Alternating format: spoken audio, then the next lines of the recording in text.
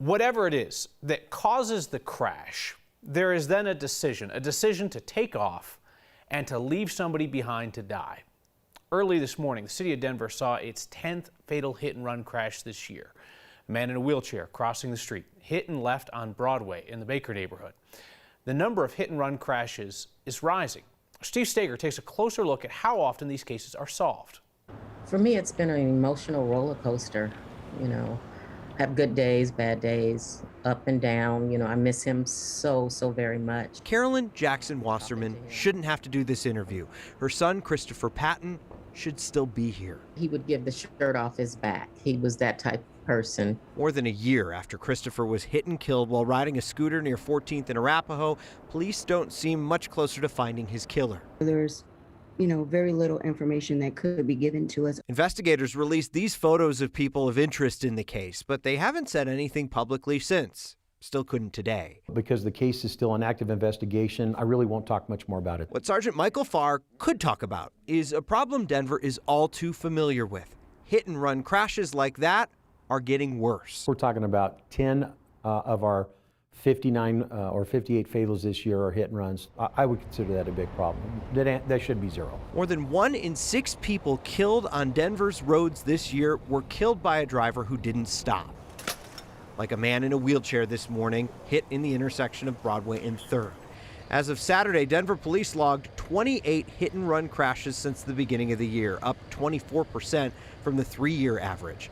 Farr says that these cases are tough to solve. I know when I've been asked this question in the past, we have hovered somewhere around 60% of our cases come to some kind of resolution. And he says it all boils down to one important key. Quite frankly, for a hit-and-run crash, the best evidence to move that case forward we can get is a license plate number that's attached to that vehicle. They don't have a plate for the driver who hit the man early this morning, nor do they seem to have the leads that would bring Christopher Patton's killer to justice. Someone, somewhere will, speak up and say something, at least give our family some sense of peace. Police say they are looking for a white Dodge Ram 1500 pickup. It was 2013 to 2015 with front end damage. It'll be missing a headlight. That's the truck that the driver who killed the man in the wheelchair this morning was driving. As for why people take off like this, Farr says that he's really heard just about every excuse. I was scared. I didn't have enough insurance. I thought maybe there was a warrant out for my arrest. And he says I was wasted. Yeah. I mean, potentially. So, this was a case where this man was hit on Broadway, 2:30 in the morning, half an hour after the bars close.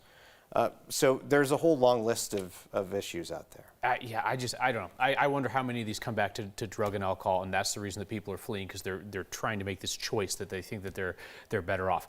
Whenever one of these crashes happens, we're talking so much about where it happened, how it happened, getting that information out publicly, because police are so fixated on finding anybody who might have seen a snippet of it. Because you got to remember, this is a stranger on stranger incident. There's not a whole lot of information that goes into a situation like this. So they really, more than a lot of other cases, rely on witnesses. And like he said, the most important piece of evidence, even if it's a partial license plate, is a license plate. Because if they have the make and model of a car, they can go into their database. Even if they have a part of the license plate, then they can find who did this. All right. Thank you, Steve.